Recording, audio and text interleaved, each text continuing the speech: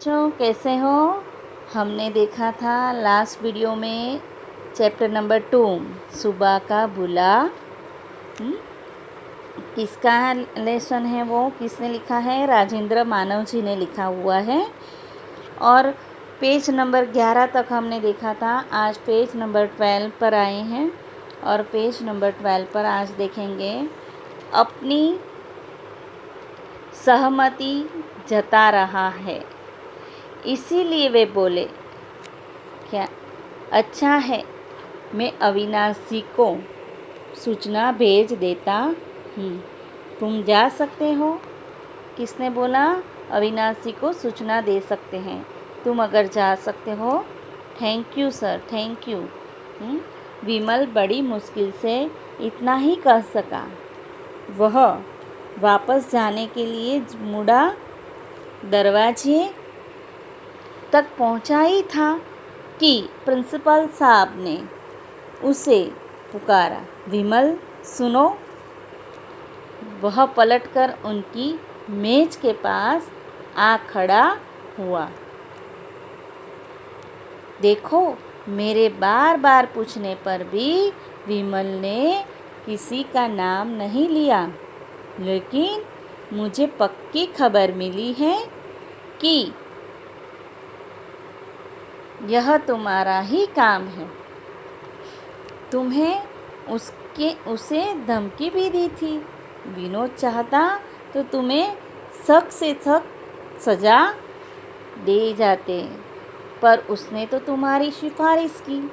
अब तुम्हें क्या करना है, यह तुम सोचो। प्रिंसिपल साहब ने क्या कहा? विमल जरा ठहरो, सुनो। अगर विनोद चाहता तो तुम्हारी सिफारिश नहीं करता, वो सब कुछ बता देता। विनोद जानता था कि किसने धमकी दी थी, किसने उस पर हमला किया था। ये सब कुछ जानते हुए मैं हॉस्पिटल गया था तो मुझे कुछ भी बताया नहीं। वो चाहता तो सख्त से सख्त सज़ा कर सकता था, हाँ, पर उसकी सिफारिश किसने की? मुझसे की। यह बात तुम्हें करना है। तुम्हें क्या करना है, अब तुम्हें सोचना है। विमल सिर झुकाए चुपचाप बाहर निकल आया। उसकी आँखों के सामने विनोद का चेहरा घूम रहा था। मुस्कुराती सी दो आँखों में कितना अपमान था, उसने कभी देखा ही नहीं था। वह तो उसकी विनम्रता को अपनी धाक समझ रहा था। विनोद क्या, उसने तो हर किसी को अपने सामने छोटा साबित करने की कोशिश की थी। उसका मन रो उठा। जी चाहा भाग कर जाए और विनोद को अपने गले से लगा ले, रो रो कर उसे माफ़ी मांगे, लेकिन उसके पाँव में जैसे बेड़ियाँ पड़ी थी। मन उसे धिक्कार रहा था। उसमें हिम्मत न थी कि विनोद का सामना कर ले। वह कुछ भी नहीं सोच पा रहा था कि क्या करे। अचानक उसे अपने मन के एक कोने से रोशनी की झलक मिली, जैसे उसकी नींद टूटी, भूले हुए को राह मिल गई। यहाँ अपने जो सेकंड चैप्टर का जो टॉपिक है, हाँ, मतलब जो हेडिंग है, भूले हुए को राह मिल गई। सुबह का भूला घर को वापस लौटता है तो उसे भूला नहीं कहते हैं। यही बात इस लेसन में राजेंद्र मानव जी ने सिफारिश से बताया है। यहाँ पर जो हमें बताई गई है बात विनम्रता से। विमल सबको एक ही नज़र से देखता था।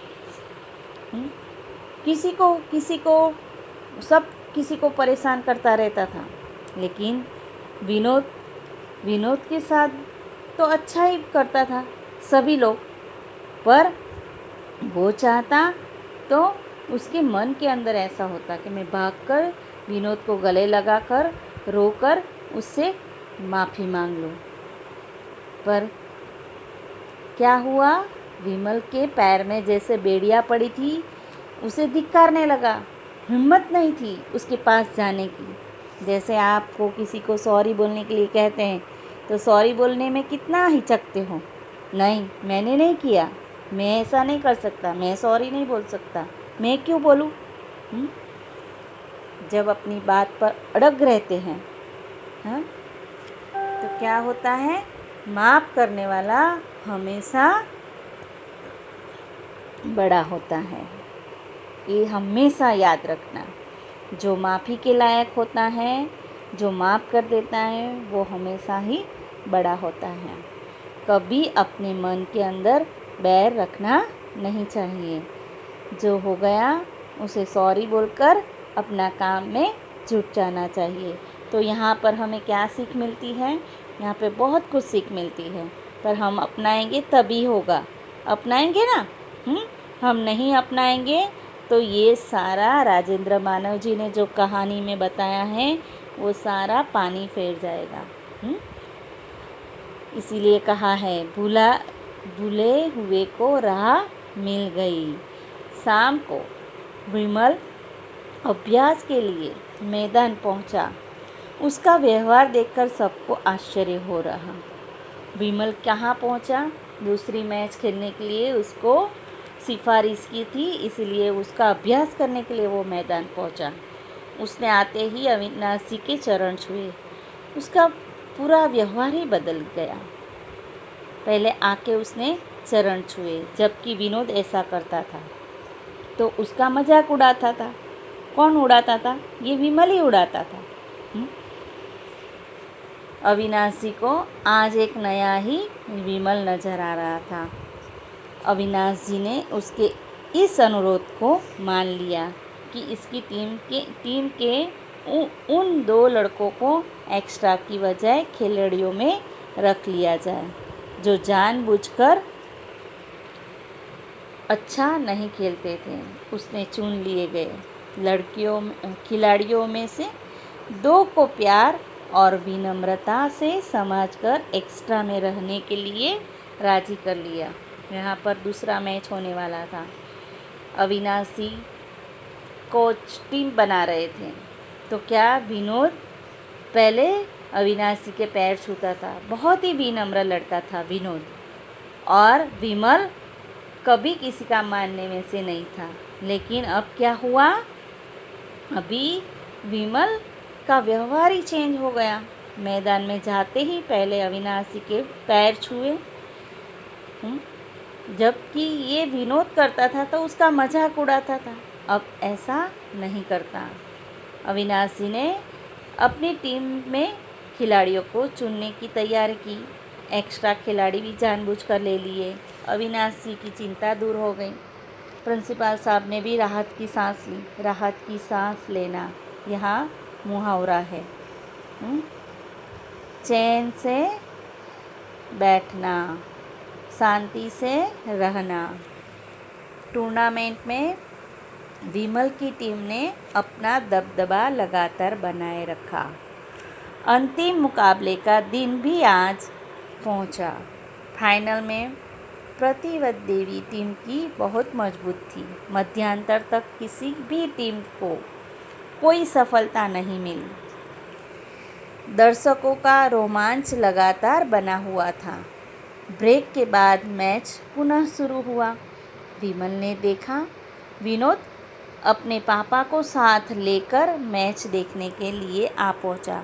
विनोद तो अस्पताल में था, वो खेल नहीं पा रहा था, इसीलिए उसकी एक टांग प्लास्टर से अभी खुली नहीं थी, तो कैसे खेलता।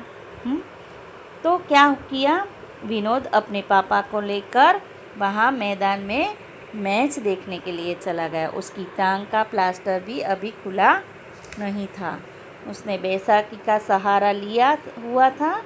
विमल ने नज़रें मिलते ही उसने ज़ोर से हाथ हिलाया और थम्स अप करके उसकी जीत की कामना की।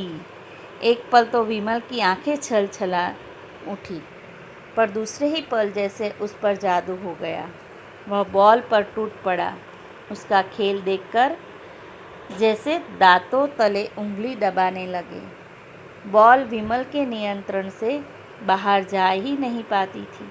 विपक्षी टीम बेबस होकर गई थी। लगातार 3 गोल के दाग दिए थे उसने। यहाँ पे क्या, उसके पापा के साथ बैसाखी के सहारे विनोद मैच देखने चला गया। और क्या हुआ, वहाँ पर विमल और विनोद की आंखें मिली। विमल की आंखों छल छला उठी प्रेम से। जैसे एक दूसरे सामने देखा और थम्स अप किया, जैसे आप लोग करते हो ना। उसी तरह से जीत की कामना की। एक पल विमल की और देखा और वह बॉल पर टूट पड़ा। खेल देखकर जैसे दांतों तले उंगली दबा दी। दांतों तले उंगली दबाना मतलब ये तुम्हारी जो सारी उंगलियां हैं वो दांतों तलक उंगली नहीं दबाई। क्या किया उन्होंने? हाँ, क्या किया पता है? जी ठंडा करके बैठ गए। आगे मैच समाप्त हुआ। विमल भागकर सबसे पहले विनोद से मिलना चाहता था, लेकिन उसकी साथी उसे कंधों पर उठा कर मैदान का चक्कर लगाने में लगे थे। मैच जीत गया, इसीलिए पहले विनोद से मिलना चाहता था। कौन? विमल। पर उसके साथी जो थे सभी लोग आ गए और उसके कंधे पर बिठाकर मैदान में चक्कर लगाने लगे। जैसे क्रिकेट में देखते हो ना, पाकिस्तान की मैच और इंडिया की मैच। हाँ, जैसे मैच देखते हो तो वहाँ पे क्या है, जो विनर होता है टीम का लीडर, उसको लेकर पूरे चौके छक्के लगाता है, उसको भी लेकर साथी लोग पूरा मैदान में चक्कर लगाते हैं। उसी तरह यहाँ पर इधर उधर मंच के नाम की घोषणा होने लगी। वह ट्रॉफी लेने के लिए मंच पर चढ़ा तो उसकी नज़रें विनोद को ही तलाश रही थी। ट्रॉफी लेते हुए उसने देखा विनोद बैसाखी का सहारा लेकर खड़ा था और ज़ोर ज़ोर से हाथ हिलाया हुआ अपनी प्रसन्नता व्यक्त कर रहा था। उसे नजरें मिलते ही विमल ने मुस्कुराकर आँखों में उसका अभिवादन किया और हाथ में पकड़ी ट्रॉफी को ऊंचा करके उसकी तरफ बढ़ाया।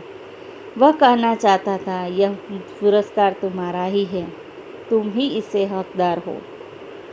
हाँ, मैं तो भूला हुआ था। क्या हुआ? विमल खुद पछता रहा था। खेला तो विमल ने मैच।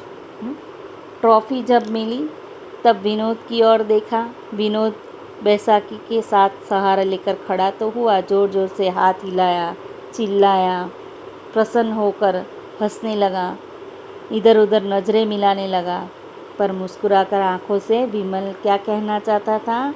ये अभिवादन करना चाहता था कि जो मेरी ट्रॉफी मेरे आज हाथ में है, वह ट्रॉफी ऊंचा हाथ करके उसकी तरफ बढ़ाए। ये ट्रॉफी का हकदार सिर्फ तुम हो, मैं नहीं।